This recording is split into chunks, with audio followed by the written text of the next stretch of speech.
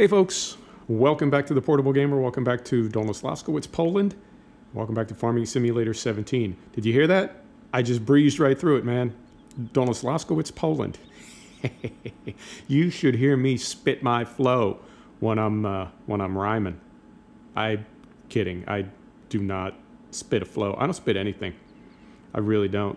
I am, not what you would call verbally talented when it comes to the art of hip-hop. Right, we're going to mow today. We're going to do a little grass work. I skipped ahead.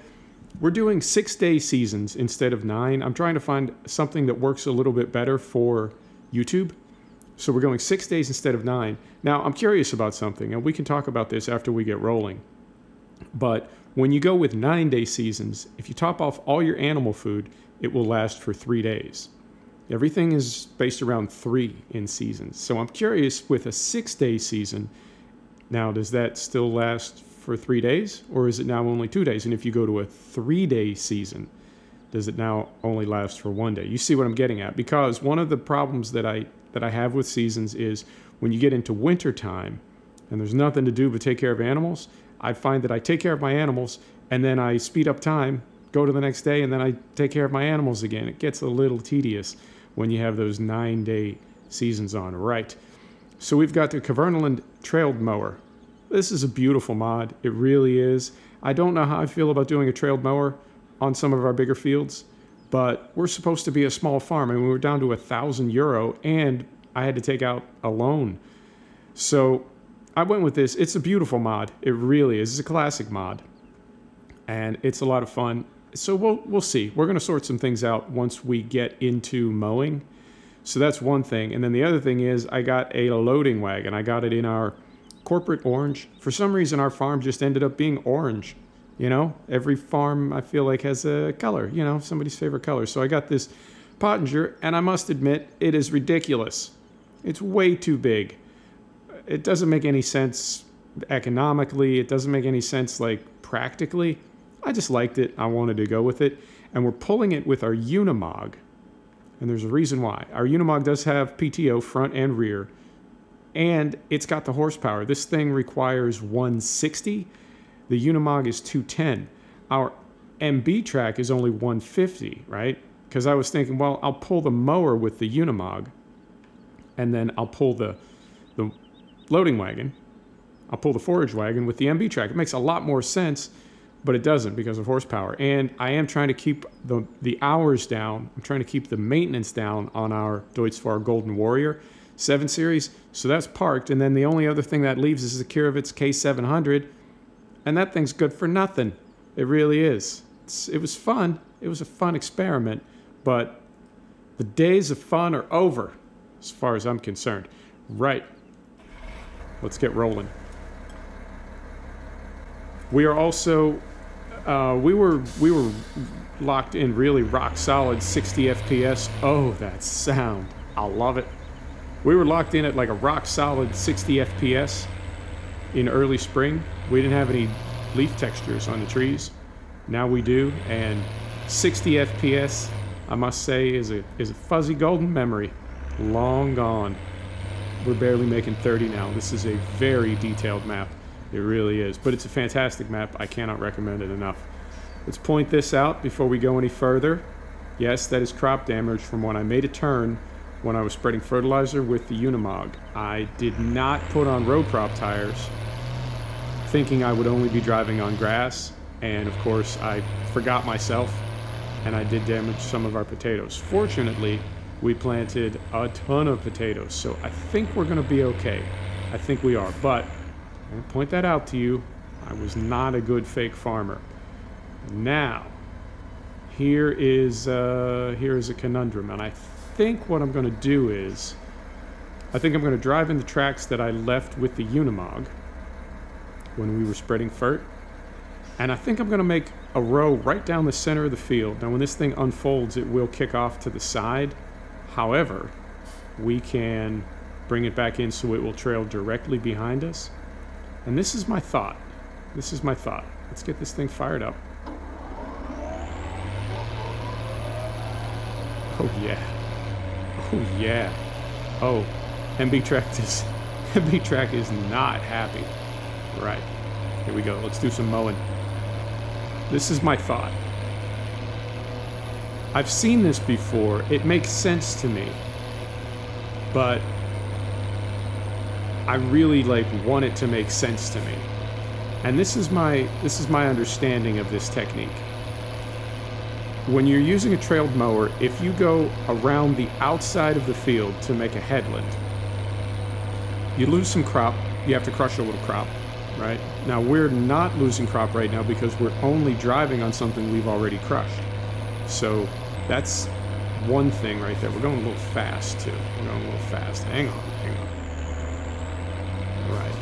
So lift this. Let's set our cruise control to about 10 kilometers per hour. I think that's a good number. Right. So we didn't really crush any crop right there because we only went where we've already gone, if that makes sense. So by going down the center of the field, you make essentially one length. If you go around the outside of the field, you make two lengths of crushed crop, up one side and down the other, right? By only doing one, not only do we save one length of crushed crop, but we also now have the ability to go back and forth on the inside so we can mow both ways. Whereas if we go around the outside, then we're sort of locked in to continuing to do headlands because our mower only trails to one side. I think it's going to make sense in a second. I hope it does. So by opening up the center of this field, right? Moment, please. You know I get quiet when I concentrate. You know I do. You know I do. But that's a good thing. That's me focusing on being a good fake farmer. Right. So we're going to go down here. I'm going to try not to get caught in a tree this week. We're going to go down here, right? We're going to kick this thing out to the side. And we're going to turn around. I know we're going to lose a little grass down here because we're probably not going to take that loading wagon into this area to pick up. But I'm going to leave the mower deck drop just the same. So now, when we drive back here, right?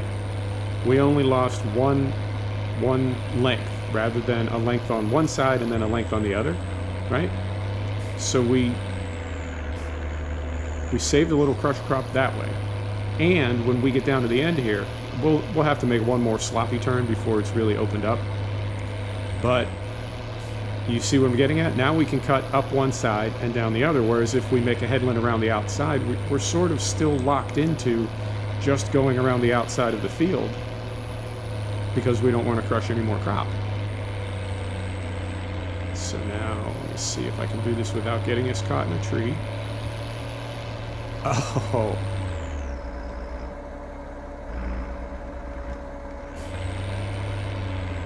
Back it up. Come on. There we go.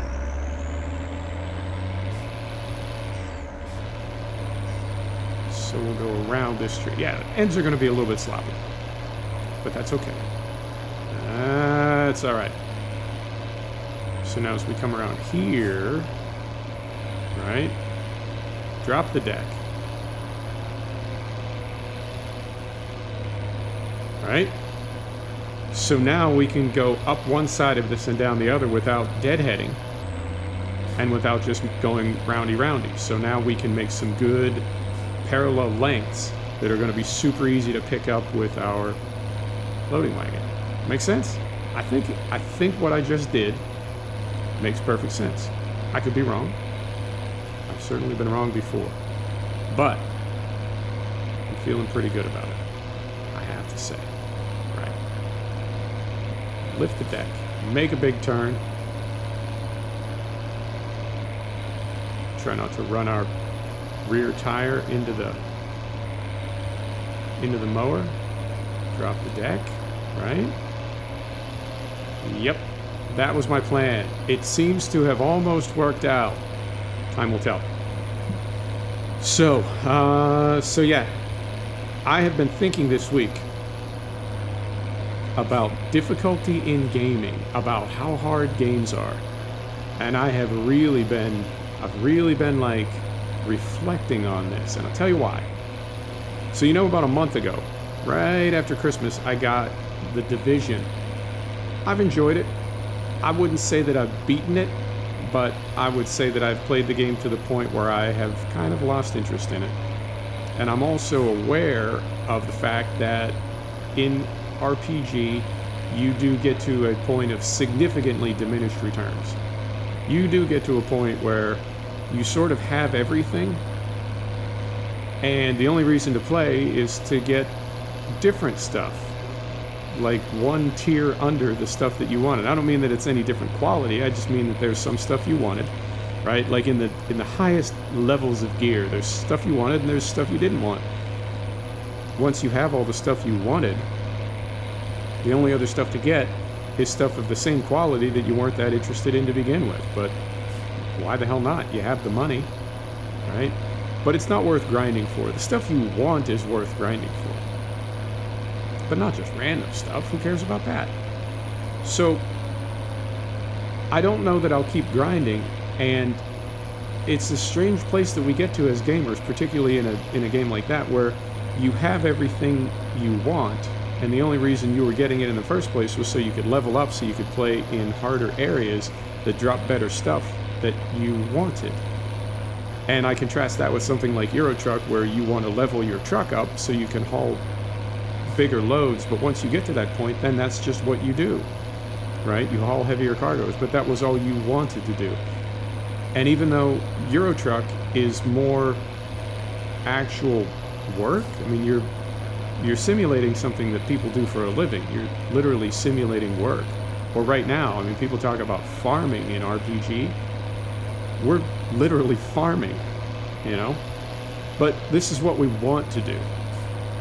Whereas in RPG, grinding and farming is not necessarily something that you want to do. It's something that you have to do to get that stuff, that sweet, sweet loot, right?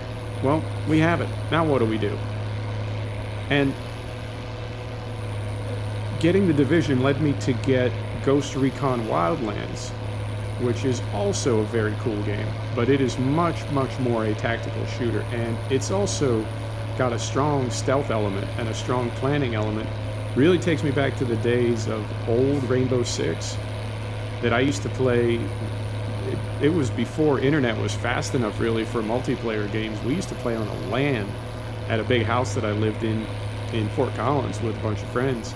We used to play on a LAN, and we would play Rainbow Six very slow, very tactical.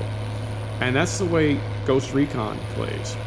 And I'm not playing co-op, I'm not playing multiplayer. I've definitely had my fill of multiplayer in whoa, what happened there? Okay. I've definitely had my fill of multiplayer in The Division. I'm gonna tap out of that for a while. It's nice, but being paired up with randoms is not super cool, and I don't know anybody really who's into gaming the way I am. So I'm not looking to make any new friends. I'm not looking to play with any more randoms, and I don't have a network of my own of people that are into gaming at the same level I am. So I'm sort of out on multiplayer, just playing solo in Ghost Recon. And it's an interesting model. It's an Ubisoft model. It's very similar to something like Assassin's Creed, where you start in a central area, which is almost like a training area. And this is kind of what got me thinking about difficulty in gaming. That first area, you are playing, and you're definitely playing the game. It's not a tutorial, but you're really just learning how to play the game. And once you get into another area of the map, in this case another province in Bolivia, that sort of becomes clear. And I like that model. But it got me thinking that something like The Division, I played the hell out of it for a month. I really did. And I feel like I got pretty good at it. I mean, I can participate with a crew doing a mission on legendary level, which is the hardest level. And I can, really make a contribution. I can feel myself making a contribution. There's a lot of the NPCs in the Division are big on flanking. And I'll see somebody break out, I'll see an NPC break out, and I'll, you know, come out of cover and run over and protect that flank and knock that NPC back. Because if they get behind you, you really have problems. So I can feel myself making, oh, hang on. Lift our mower deck. These rocks, man, I'm telling you what, I don't know why they're here. I don't know what their point is. I feel like it's an inside joke with Polish farmers, but whatever. Almost got me. Can you imagine what that thing would do to a mower if you ran it over? Oh my goodness. Thousands of euro in damage instantly. Although I subscribe to the Kuhn like corporate channel, and I believe they have some kind of a rock guard. I want to say I saw something like that. They have like breakaway blades or something that the blades will break. Break blades, yeah. The blades will break. They're designed to break so it doesn't pass any of the shock like up the system. It doesn't damage any of the linkages or drivetrain. Makes sense? So maybe it wouldn't cause thousands of euro damage, but I still don't like the idea of running over a rock with a giant mower. Just, oh, it makes me cringe. It's like nails on a chalkboard. So I feel like I'm playing the Division like at the highest level. My character, one of my characters is maxed out. It has the highest possible gear score. You know, I feel like I'm doing it, you know? And when come on. What are we hung up on here?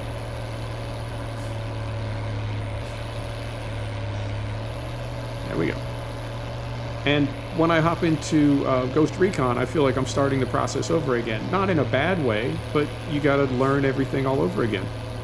A lot of games these days have continuous contextual sort of guidance in that it will pop up on screen like what button on your gamepad to hit to make certain things happen. And, you know, I appreciate that, and there's a lot of consistency in gamepad setup in tactical shooters, and I think the reason is because they know when you're playing these games, when things get super, super intense, you literally don't have even a fraction of a second to think like, now wait, what game am I in? What does what now? Right? It's got to be like a straight up muscle memory instinct reaction. So something like reload is always X. Like in every tactical shooter, reload is X. Switch weapons is Y. Double tap Y to draw your sidearm, you know, that sort of thing. But then for other stuff like hopping over items or crouching or climbing or jumping, there are pop-up things on screen, and that got me thinking about, you know, the way that we game. This is all leading back to how difficult games are. And I don't mean how difficult games are like, games are so difficult. I mean actually like what amount of difficulty is there in a video game these days. So thinking about how many hours I played The Division in a month, and thinking about like how many of those hours it took me to get, I would say, capable, you know? Now I know there's some savants out there that they just game like it's difficult to watch what they're doing and not think that they're cheating because it's just so effortless. And I will also say on YouTube, I think there are some gamers that do multiple takes. There are some that don't. I mean, there are some gamers I know that when they say this is the first time I've played this game, I do believe them. But I know there are some others that, like I say, there's a little bit of, you know what I'm saying? A little bit of Hollywood, a little bit of movie magic.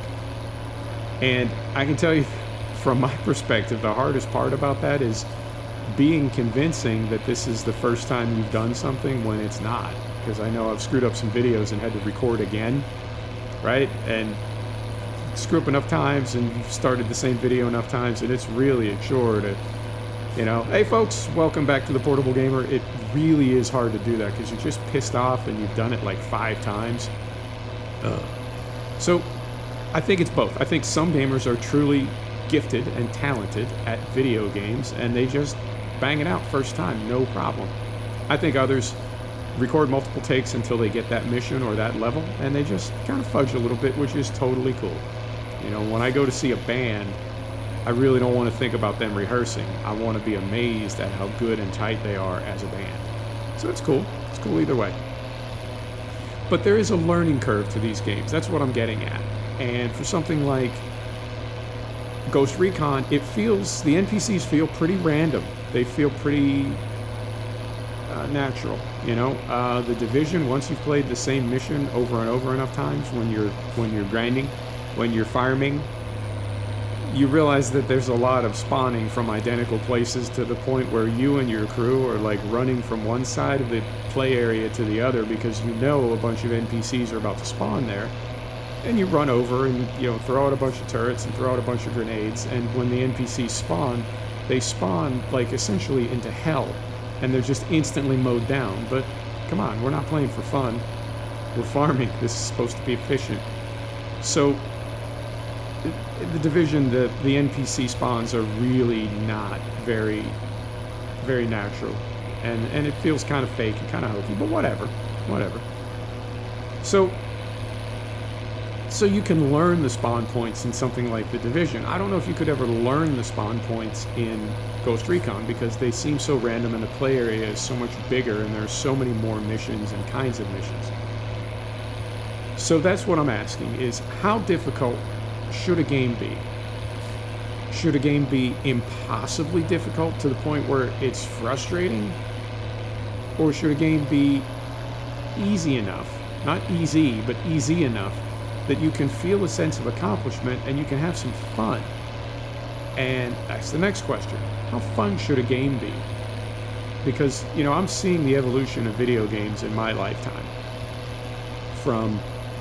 I was a kid, but I remember old school Sega, 3DO. You know, I remember when video games were, I wouldn't say they were simple, and I wouldn't say they were easy, but they were not nearly as complex, and they weren't nearly as difficult. And that's why I mentioned the on-screen contextual control indicators. You know, games are so complicated now that we need, like, it's not instruction, but you know what I mean? We get that continuous information while we're playing because there's so many controls and so many very subtle things that you can do that we need that, right? Like, we need to have that so we can remember what control does what, because there's so many of them. So it's definitely different than, you know, old school Atari 2600 had like a 4-way joystick and 1 button.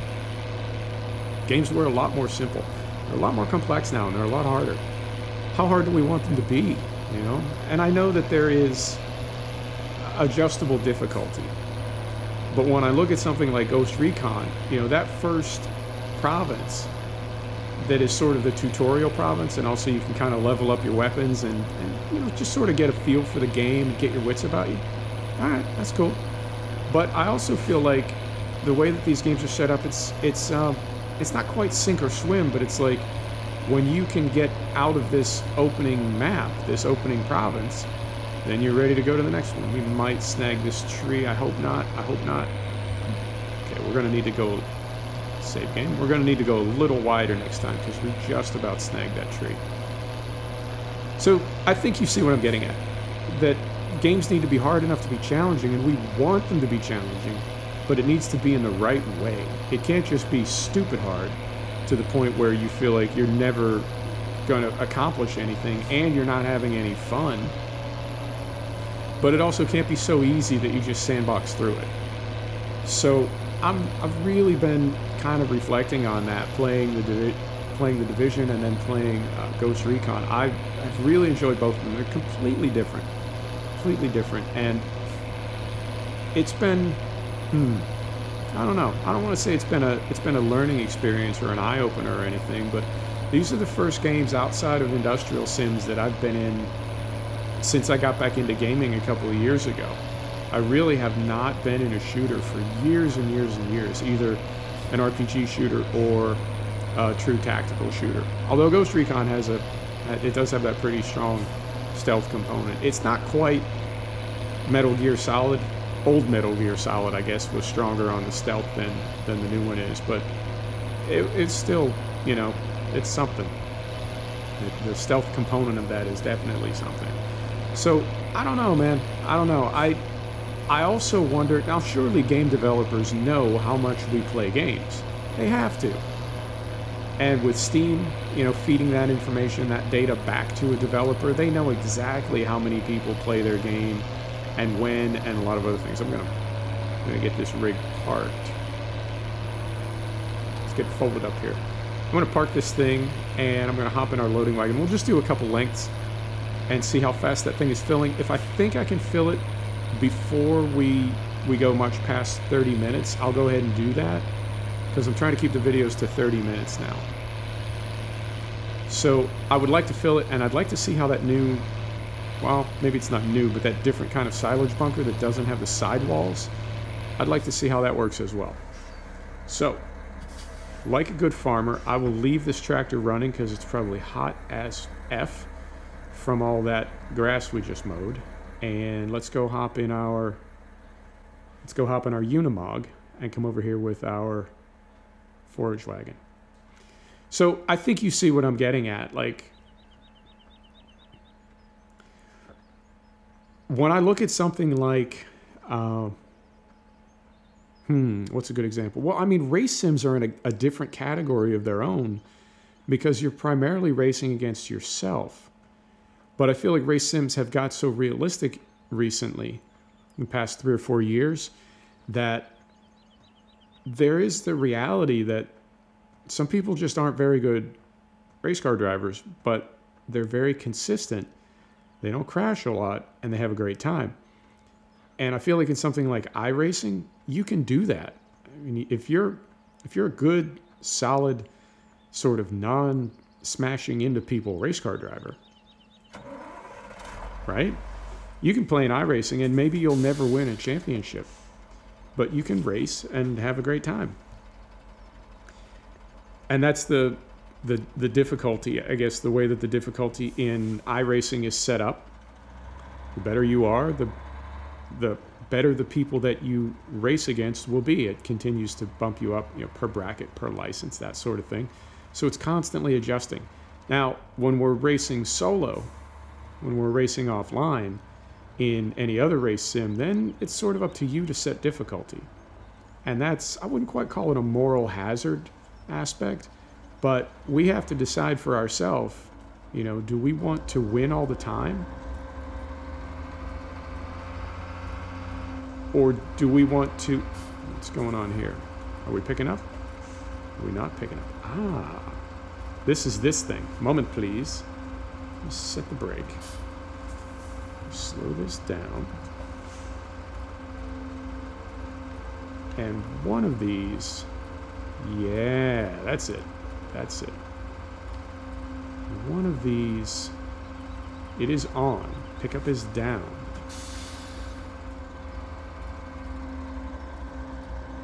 There we go. Yep. When you set this thing, I'm gonna slow down a little bit. That's pretty fast. There we go. That's a little better. When you slow this thing, I'm sorry, when you raise this thing up enough that it's level, the pickup won't touch the ground. So I had it lifted to level it. Whoa, and we are really taking a beating on frame rate. Okay. Lift the pickup going across the gravel. And then drop it again.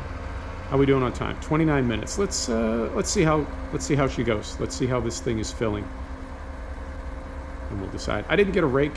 I thought about getting a rake because I knew we'd only have one width, but we're not making hay yet, so I don't think we really need to worry about, you know, spreading everything out with a tedder and then raking it back up. I think we'll be okay.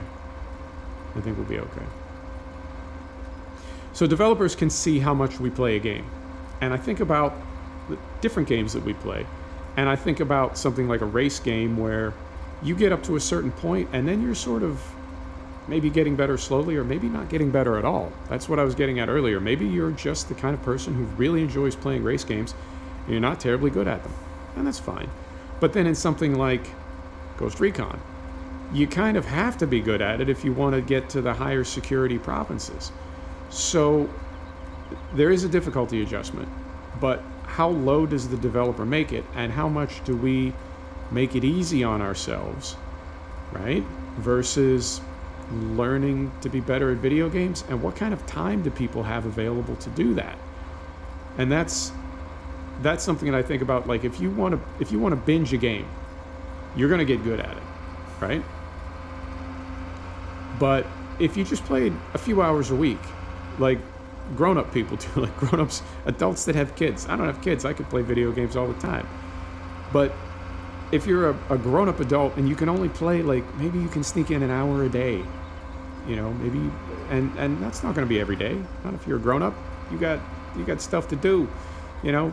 It's your anniversary. You gotta whatever, you know. You gotta take a kid to the ER for an earache or something. You don't have an hour guaranteed every night. Okay, so let's say it's 5 hours a week. Well, man, I've had 5-hour sessions in video games. So does that mean that I get better at a game faster? And right, you see what I'm getting at? So yeah, it's a moral hazard that we can adjust our own difficulty, but how hard do we want games to be, and have games become so hard that on some level even the easiest setting is not enough unless you're really going to commit to that game? And is that something that the typical gamer, the typical consumer can do? I don't know, man. I don't know. You know, I think about these farms. I think about the fleets that we build in Truck Sim. I think about the garages that we build in something like Dirt 4 or Dirt Rally, where you have to earn money to buy cars, which is kind of an old school model, right? That used to be the case with Gran Turismo, and it's like that was just how it worked, right? But we sort of have gotten away from that. And with games like Race Room and R Factor and Assetto Corsa, when you boot the game for the first time, you have access to every car and every track. You can do a championship, right? And win prestige, right? Pat yourself on the back. But you don't have to win anything. There goes my voice. You don't have to win anything to have access to the coolest cars in the game. I believe in Forza you still do, and possibly in Gran Turismo, but I haven't played Gran Turismo for years and years and years. But what I'm getting at is you don't necessarily have to level up in some of these games. You immediately have access to everything. Farm Sim, you immediately have access to everything. So I think about the things that we build, you know, the fleets that we build, the garages that we purchase, the farms that we set up, the time that we put into these games. And I think about, you know, a couple generations before us, people that were into like gardening or stamp collecting, you know, things that they did, or like my dad's generation, building model railroads. You know, I think about stuff like that, and I think that's looked back on as sort of a legit thing to do. You know, that was okay. But something like collecting comic books, ooh, I don't know. Collecting jazz records, oh sure, that's classy. Collecting comic books, what are you, some kind of a nut? So there is a definitely like a perception thing.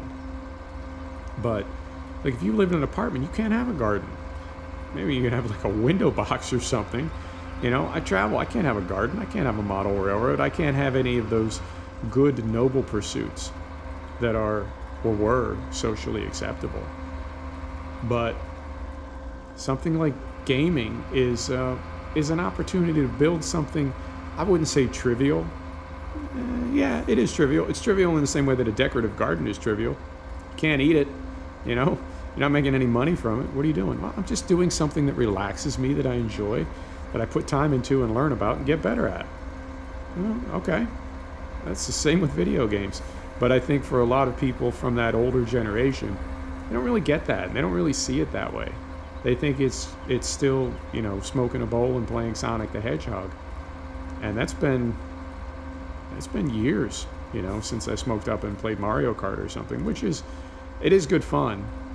But You know, something like Farm Sim is definitely not Mario Kart. Something like Ghost Recon Wildlands is definitely not Sonic the Hedgehog. So I really do, I wouldn't say that I believe in gaming, because that's kind of a silly thing to say, but I definitely see gaming as something significant.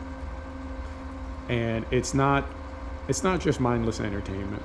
Mindless entertainment for me would be sitting on the couch and watching TV, you know, watching Netflix for hours and hours. It's just not, doesn't do it for me, you know. But I can play with this fake farm, and I do. I'm not going to do anything but industrial and racing sims on the channel. I've thought about bringing some shooters in, but decided not to. Ultimately decided not to. We're just going to go with what we know, and I do like the chill aspect of this. Are we on a... Yeah, I guess we're on a little bit of a side hill right there. It looked like one half of my forage wagon was like jacked way up in the air, and then when I looked a little closer, it sort of was. So it goes. And this thing, as big as it is, it really doesn't hold much more than some of the smaller, like the vintage. Is it vintage? Or is it just old? I don't remember. There is a couple packs of vintage loading wagons. And they don't, yeah, I want to say they hold like 24,000 or 26,000, and this is going to be like 32,000 maybe when it's done. So it's not as big as it is. I mean, Jesus, that thing is as big as a house. Because a Unimog is not tiny, you know, and that thing just eats it up. So as big as it is, I thought it would be, even though I bought it, and obviously I saw the stats on it, I thought it would be like 50 or 60K, and it's really not. So that's how it goes. Not a big deal. And I will probably, at the very least, rent a rig off camera. Make things a little quicker. But we'll get this grass put up, and then hopefully next episode, I do have all my wheat and all my potatoes are triple fertilized. So we are just about ready to start harvesting. I'll speed time up off camera. And next time we come back, I think we'll be harvesting with that little tiny roast cell mash. Is that it? How is that? I think it is. That little tiny roast cell mash. Combine harvester. We'll see how she goes. And we've got our little Flegel tipper still down at the store. We need to bring that back. But we will. Honestly, the reason I've been stalling about bringing it back is it's a dolly trailer, and I've got to back it up somewhere. And I'm hit or miss with that. Sometimes I pull it off and it works really, really well. Other times I just fight with it. It's nothing that I would ever do on camera, but I need to get that thing backed into one of our slots at the big yard, and we'll be good to go and get our harvest going. Oh, well, yeah, I guess actually I won't have to, because when we start harvest, we'll need the tipper anyway. So maybe I'll just bring it down here to one of our wheat fields and be ready to go when we get our harvest going. Right. Game save. 38 minutes, not too bad. Let's take this over and dump it and see how that thing works. I'm curious. I really am. Okay. And we are full. We are full. Fantastic. So yeah, 32,900. That's about right. Get up there. Get up there, Unimog. Oh, but don't go in the grass. Interesting. See if I lock in the hubs, if we can. Yeah. No? Yeah. There we go. So we're not going to have a ton of grass, because this is it's probably a third of that field, quarter of that field. So maybe we'll have 150,000 in there. 150,000 liters. It's not nothing, but it's not a ton. Okay.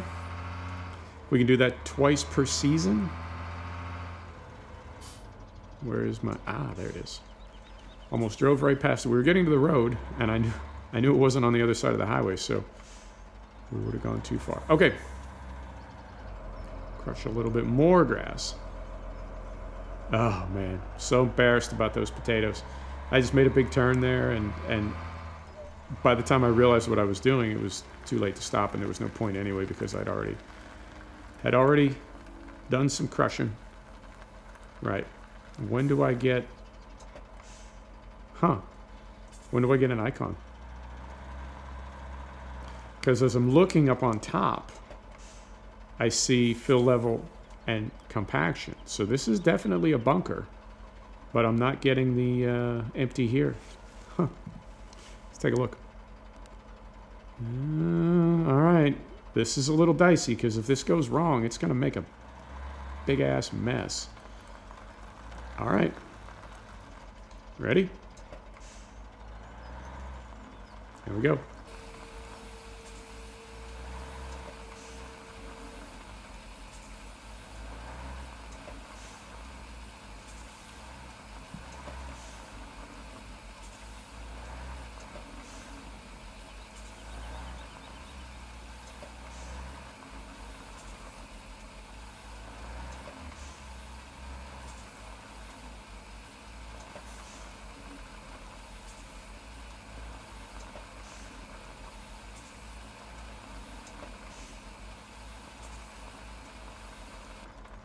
All right.